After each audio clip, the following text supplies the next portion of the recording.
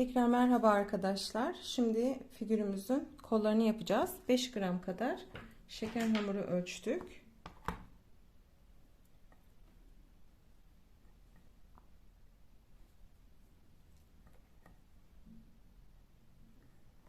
Beş gram. Şeker hamurunu çok güzel yoğuruyorum. Ve yuvarlıyorum.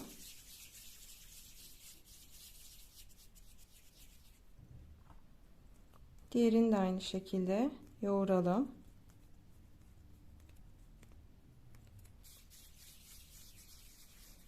Ve avuç içimde şu şekilde sıkıştırarak uzatıyorum. Diğerine de aynı işlemi yapacağım. İkisi de aynı ölçülerde olmalı.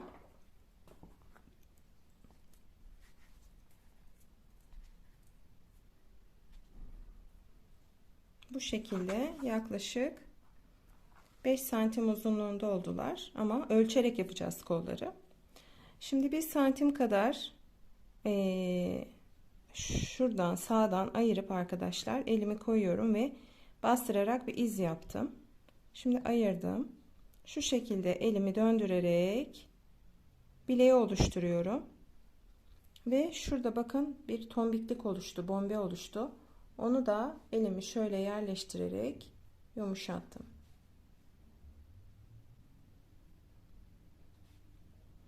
Şimdi aynı işlemi diğerine yapalım.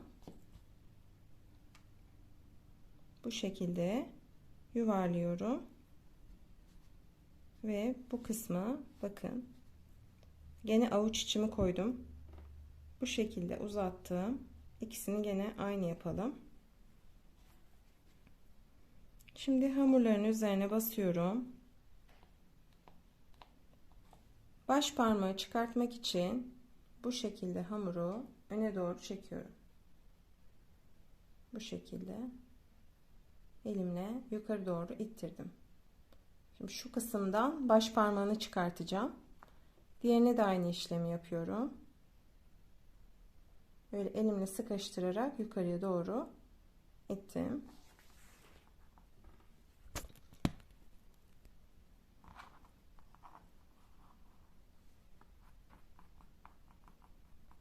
Bu şekilde düzelttim.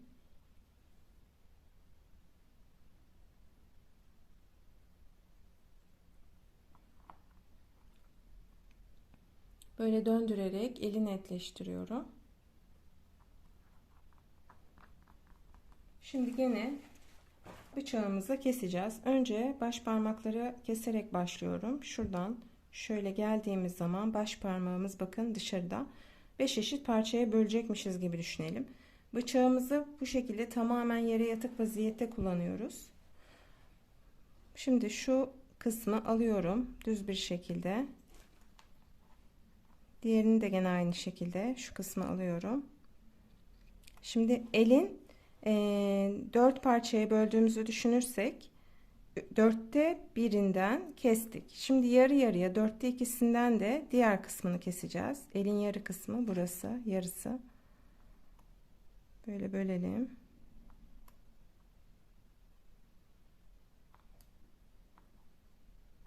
Şimdi bu baş parmakları diğerlerini kestiğim noktaya göre şöyle yan bir şekilde kesiyorum. Bunu da aynı şekilde yan kesiyorum.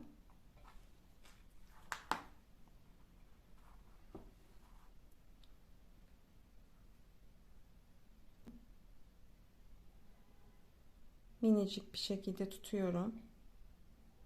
Şu mesela biraz uzun oldu. Bu da biraz kalın. Bunları biraz daha elimle çekiştirerek fazlalığı keseceğim. Şunu da yine aynı şekilde.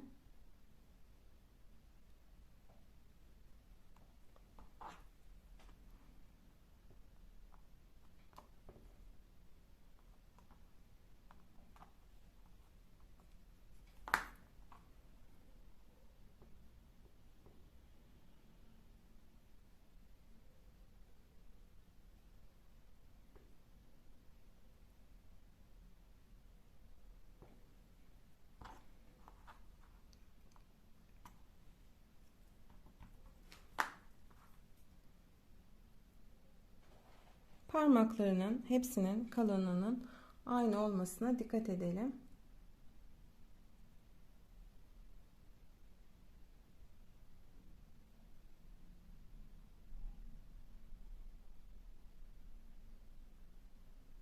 Şu parmağımız en uzun olmalı. O yüzden bunları kesmek gerekiyor.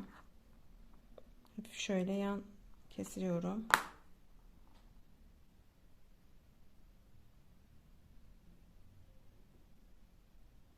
Ve elimiz bakın hep bu şekilde durur. Yani düz bir şekilde durmaz. Baş parmağımız içeride olacak şekilde durur. Biz de böyle durması için elinin içine, avuç içine şöyle bastırarak parmakları geri ittiriyorum. Baş parmağı da öne doğru çıkartıyorum.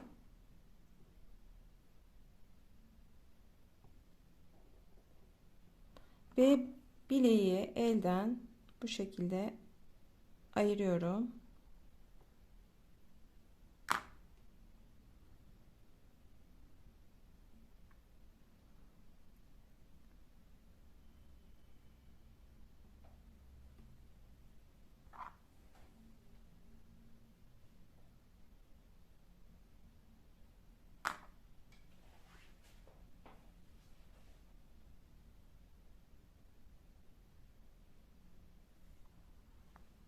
Neredeyse 1 santim boyutlarında eli yaptık.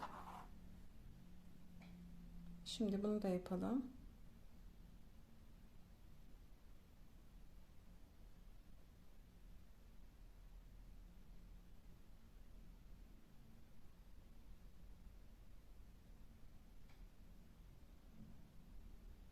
Burada bu parmak çok uzun. Onu kesiyorum. Baş parmak yani uzun. Ve kalın. Biraz daha keseceğim.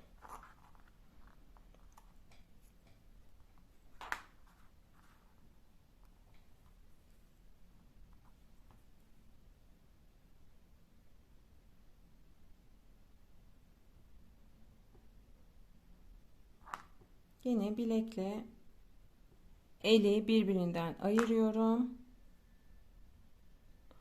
Ve baş parmağı şöyle öne doğru getiriyorum.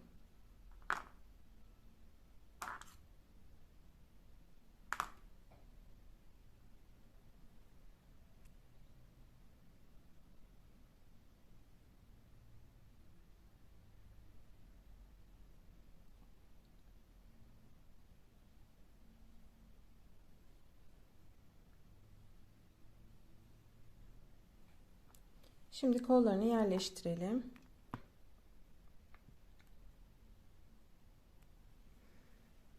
Şimdi dirsekler tam bel boşluğuna gelir arkadaşlar. Bilek de bacakların birleşme noktasına. Bacakların birleşme noktasının şurası olduğunu düşünürsek bilek burada, dirsek de tam şu noktada olmalı. Şöyle bir iz yapalım. Bakın dirsek tam şu noktada. Dirseğe şöyle bir elimle bastırıyorum, yuvarlıyorum.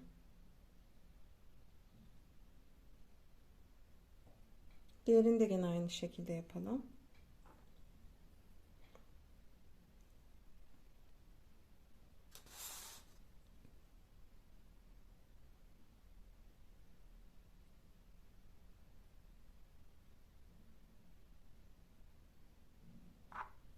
Tam dirsek noktasından şöyle döndürüyorum.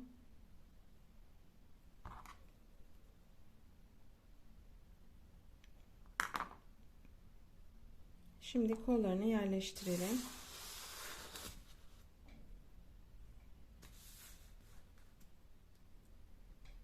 Şimdi dirsek bel boşluğuna gelecekti. Tam şu noktada kolunu yerleştireceğiz. Böyle bir bastırıp izini çıkartıyorum. Bakın tam şu nokta. Buradan içe doğru büküyorum ve tam şu noktadan kesiyorum.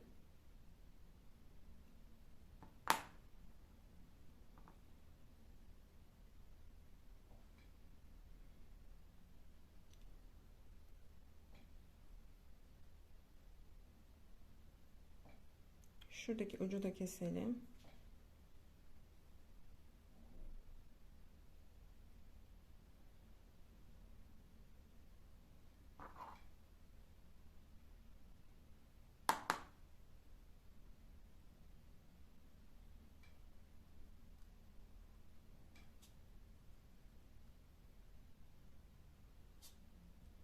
Bu şekilde. Diğerinde aynı şekilde. Buna uygun, aynı boyutta olacak şekilde şöyle tam şu noktadan fazlalığı kesiyorum. Şimdi 5 gram dedik ama koldan geriye herhalde 2 gram falan kaldı arkadaşlar.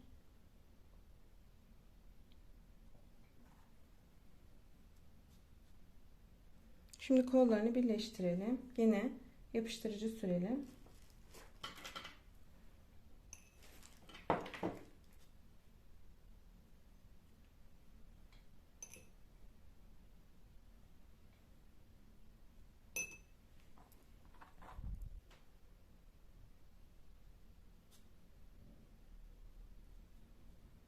Şuradan bastırarak kollarına yapıştırdım.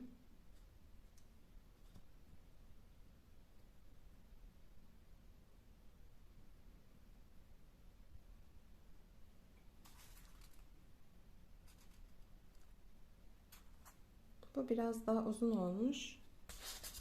Şuradaki fazlalığı kesip tekrar yapıştıracağım.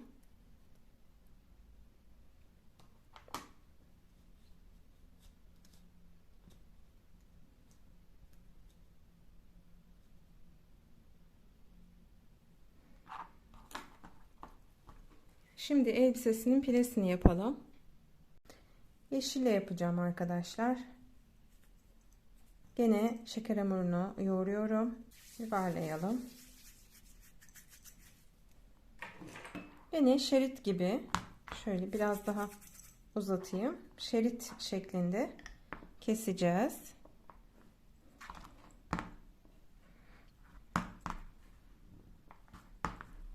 İnce bir şekilde hamurumuzu açalım. Kemerini de yapalım aynı zamanda.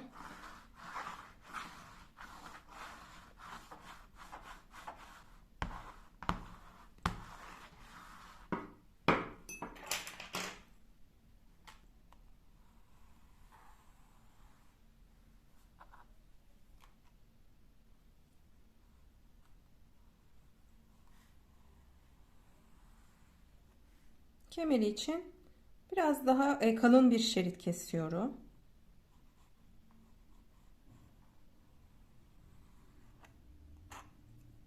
Tamam. Bundan kemerini yapalım. Bundan da elbisesinin fırfırlarını yapalım. Şimdi buna volan veriyorum gene arkadaşlar. Top uçla. Şöyle hamurumuzu eziyoruz. Gene topucun yarısı hamurun üzerinde, yarısı da turuncu petti. Şimdi iki tarafı da düzeltelim. Şimdi şu şekilde incecik, bakın, bir sağa bir sola kıvırarak topluyorum.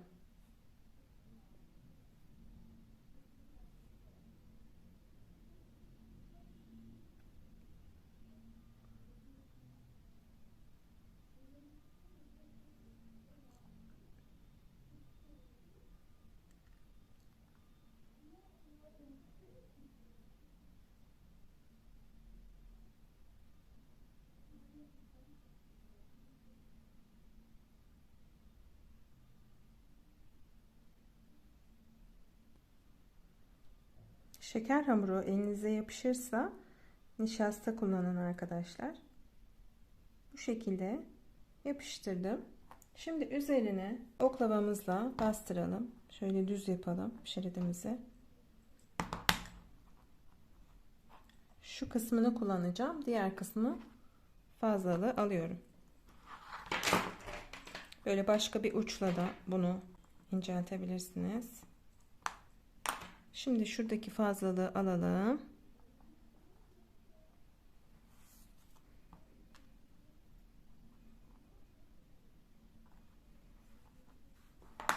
Şimdi tekrar şöyle biraz daha açarsak 2 kola da belki yeter.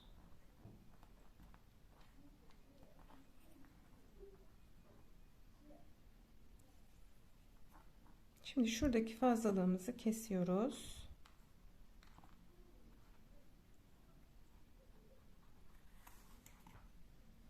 Tam şöyle kolunun üzerinden içeriye doğru yapıştırıcıyı sürelim. Kemer kısmını da yapalım. Şimdi şundan da kemerini çıkartabilirim. İncecik bir kemer yapalım.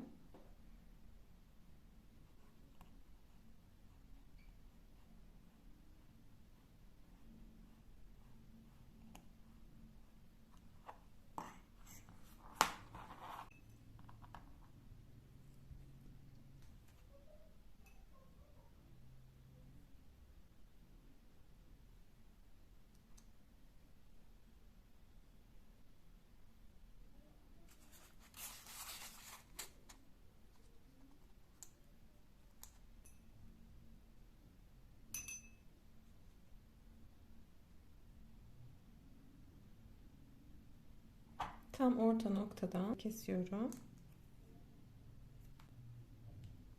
Diğerini de şöyle keselim. Bu arada sıkıştırayım ki bol kalmasın. Kestim.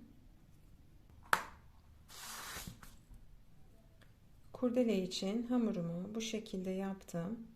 Tam ortasından şöyle kıvırıp sonra şunları tekrar dışa doğru kıvırıyorum. Elimle sıkıştırıyorum. Tam şu noktada kesiyorum. Diğerini de aynı şekilde yapıyorum. Tam ortasından şöyle katlıyorum. Buradan ortadan sıkıştırıyorum. Ters elimle çevirdim, yapıştırdım. Fazlalığı kopartıyorum. Bu şekilde yaptım.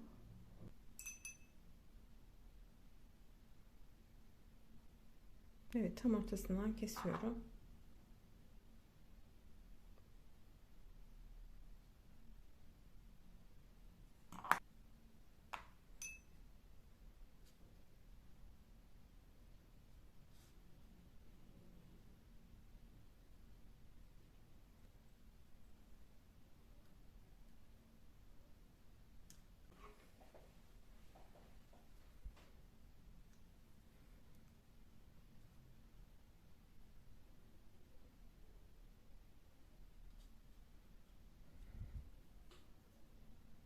Bu şekilde bastırarak yapıştırıyorum.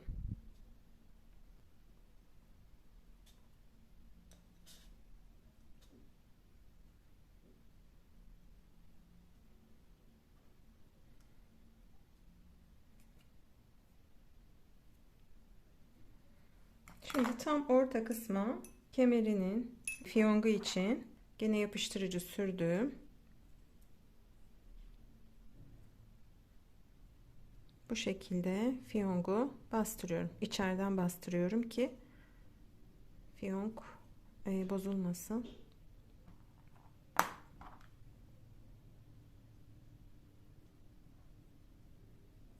Şunu biraz daha küçültelim.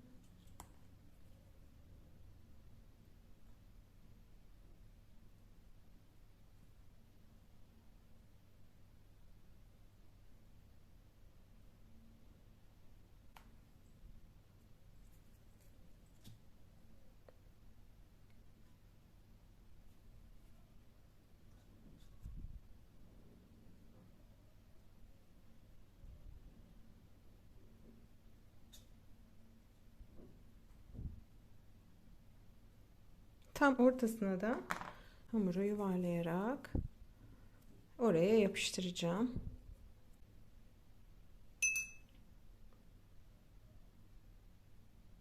Bu şekilde.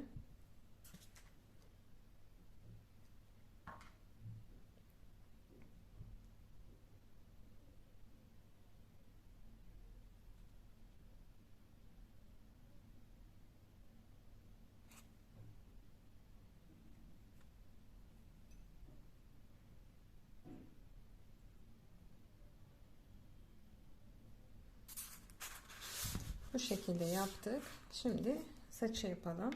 Şimdi saçı için de böyle bir renk kullanacağım. Bu rengin içinde arkadaşlar sarı, ten rengi ve biraz da kahverengi var. Yine hamuru güzelce yoğuruyorum.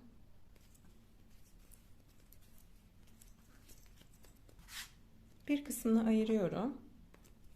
Saçın ön kısmını çünkü birkaç tel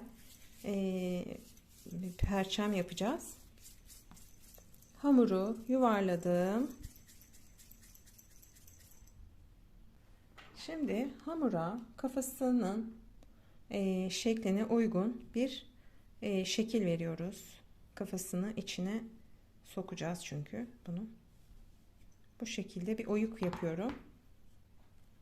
Elimle düzeltiyorum. Şimdi bakalım kafasına göre olmuş mu?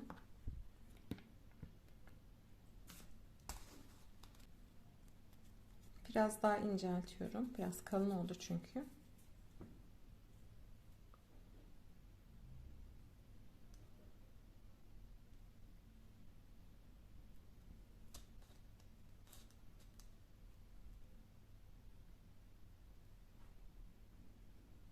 Bu şekilde yaptım. Şu fazlalığımı şöyle birleştirerek keseceğim arkadaşlar. Bakın.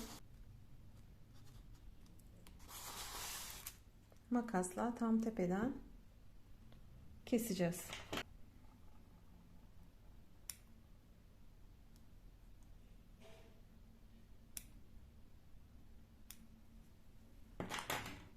Burayı şöyle düzeltelim elimizle. Şimdi iki kuyruğu olduğu için tam ortadan şöyle iz yapıyorum. Tam ortasından.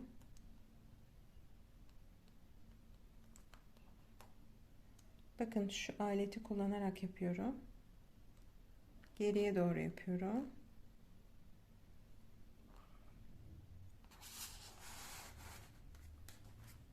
Şimdi kuyruklarını şuraya yapacağız. Diğerini de bu tarafa doğru yapacağız. Şimdi tam o noktaya saçları toplanıyormuş gibi çizikler atacağız. Bakın tam böyle hafif ucumu eğerek bu çizikleri atıyorum. Yapmış olduğum noktaya doğru çiziklerimin hepsini birleştiriyorum.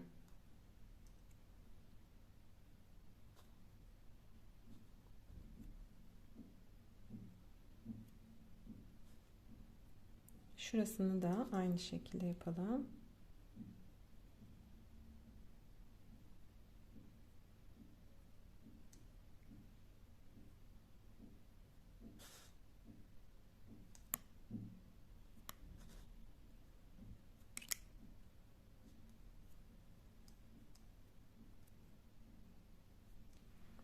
Diğer tarafa da yapalım.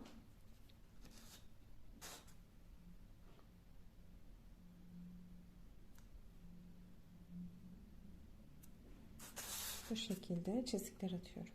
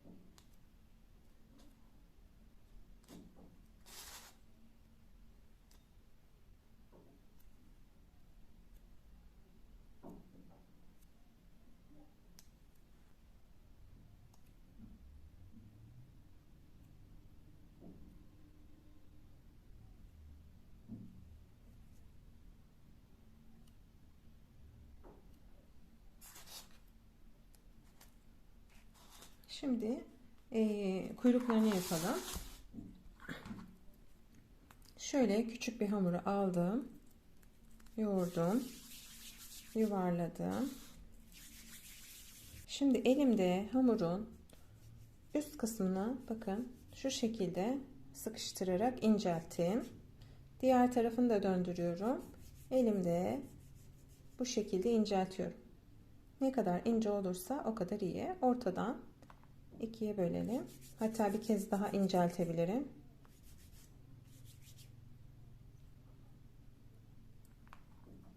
Gene incelterek uzatıyorum.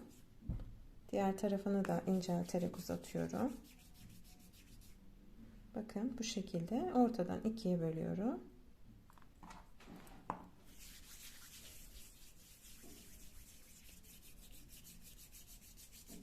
Gene bakın bu şekilde sıkıştırdım. Diğer tarafını da şöyle sıkıştıralım.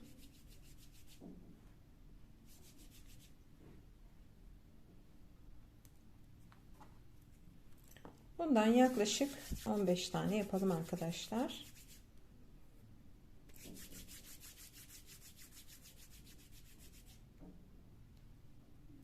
Şimdi bir tane kürdan kullanarak bunlara lüle yapacağız. Şimdi kürdanda bunu bakın bu şekilde sağ elimi döndürerek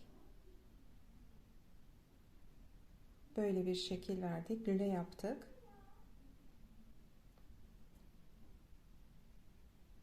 Şimdi yavaşça kürdandan çıkartıyorum. Diğerlerine de yine aynı şekli verelim.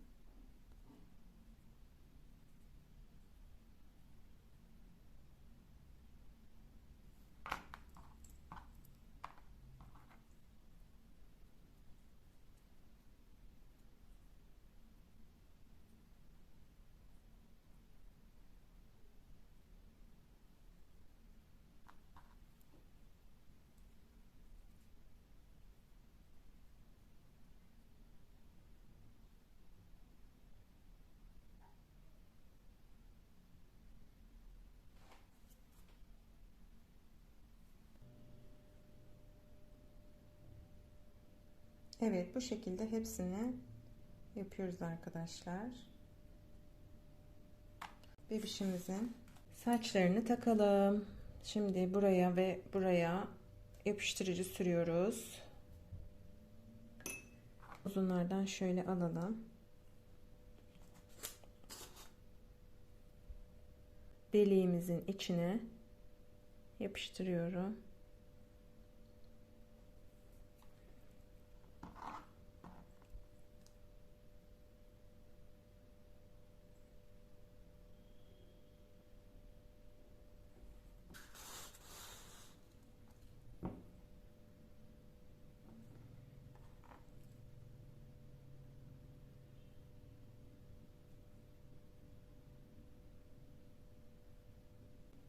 Yine yapıştırıcı kullanacağım.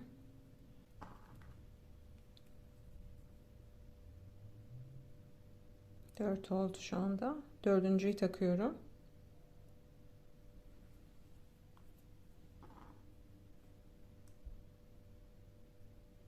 Bu beşinci. Şimdi diğerine de takalım. Aynı hizada olsun. Şöyle baktığımızda ikisi de aynı hizada görünsün arkadaşlar. Şimdi fazlalığı üstten aldım.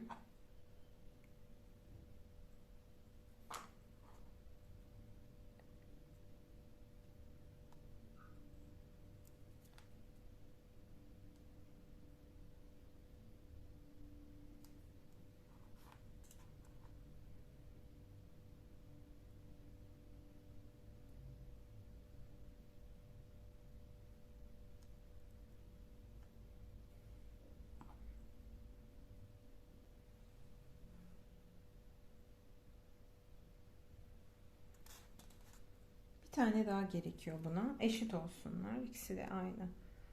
Kabarık kabarık dursun.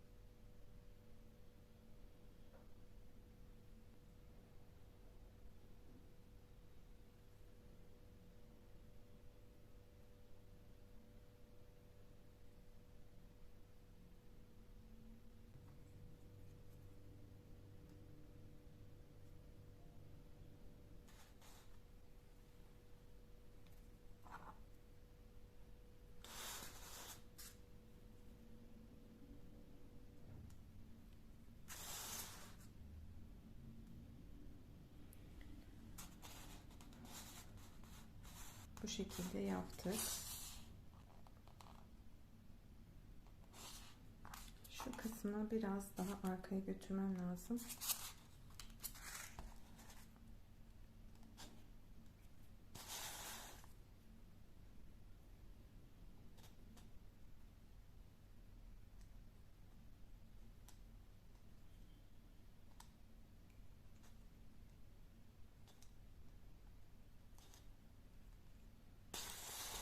Gene yapıştırıcı sürelim.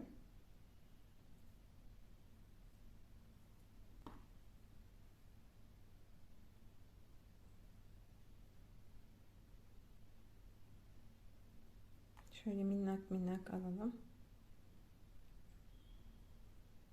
Ucunu elimle inceltiyorum arkadaşlar. Bir tane şöyle aşağıya doğru köşeye takıyorum. Şuraya.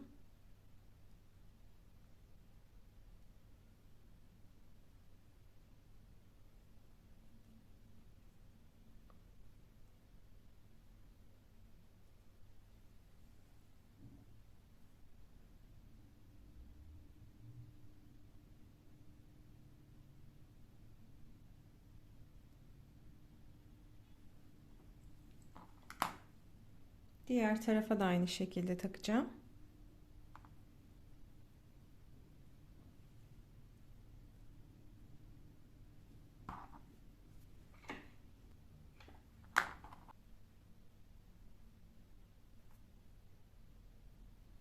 Bakın minicik. Bunu da şuraya takacağım inşallah.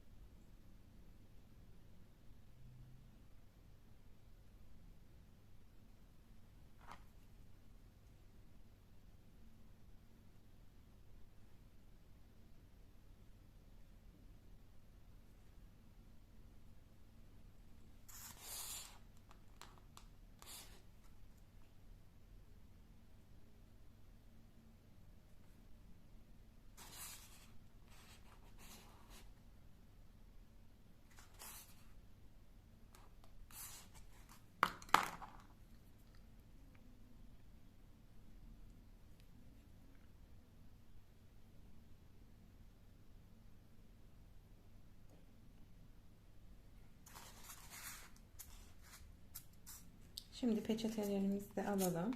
Artık kurudu zaten.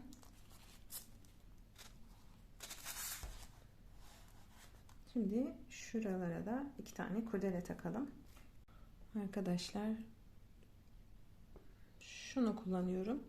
Eğer böyle bir silikon kalıbınız yoksa beline yaptığım kurdele gibi aynısını saçlarına da yapabilirsiniz.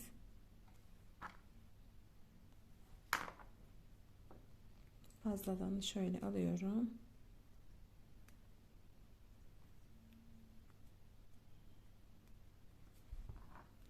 Bunun aynısından şurada da var.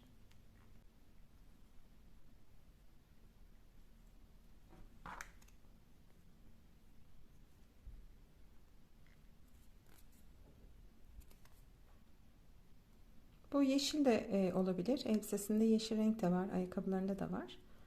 Pembe de olur. Yeşil de olur.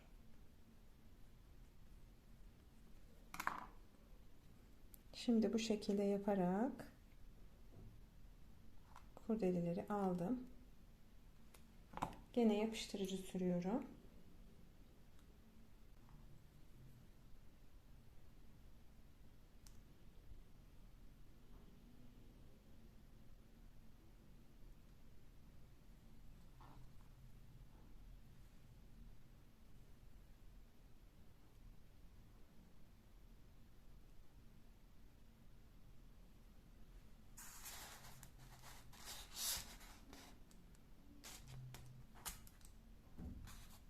Evet, figürümüz bu şekilde oldu arkadaşlar. Belki ayakkabılarına da böyle kurdeleler koyabiliriz. Pembe.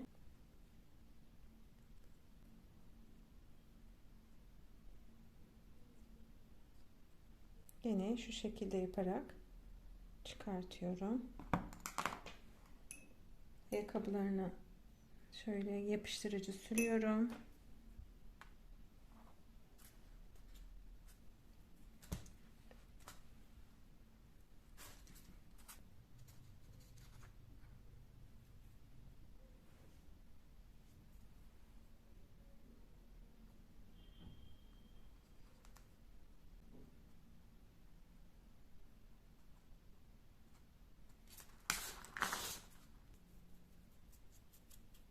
Yanak boyası kullanıyorum. Şöyle ellerine sürebiliriz, bileklerine sürebiliriz.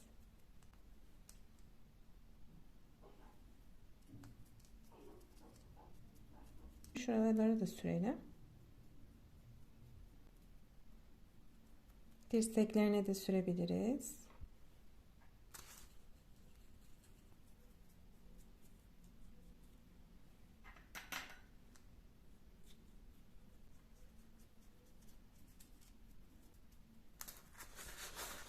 Evet arkadaşlar, figürümüz bu şekilde oldu. Eğitime katıldığınız için çok teşekkür ederim. Başka bir eğitimde görüşmek üzere. Hoşça kalın.